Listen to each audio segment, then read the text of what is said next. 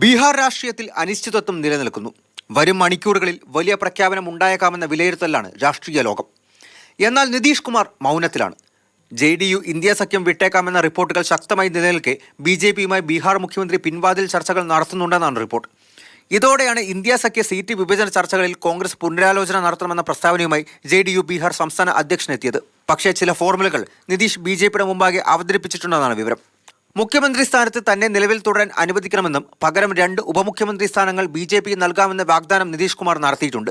राजनीति में कोई दरवाजा परमानेंट बंद नहीं होता, आवश्यकता के अनुसार दरवाजा खुलता रहता है, बंद होता रहता है.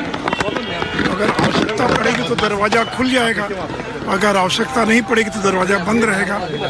ബീഹാറിൽ BJP-JDU സഖ്യം ഉണ്ടാവുകയാണെങ്കിൽ ലോക്സഭാ തിരഞ്ഞെടുപ്പിൽ BJPക്ക് കൂടുതൽ സീറ്റും ഇപ്പോഴത്തെ അസംബ്ലി പിരിച്ചുവിട്ട് പുതിയ നിയമസഭാ തിരഞ്ഞെടുപ്പിൽ JDUവിന് കൂടുതൽ സീറ്റും ലഭിക്കുന്ന തരത്തിൽ സീറ്റ് വിഭജനം നടത്തേണ്ടതുണ്ടെന്ന് ആവശ്യപ്പെട്ടതായും റിപ്പോർട്ടുകൾ സൂചിപ്പിക്കുന്നു.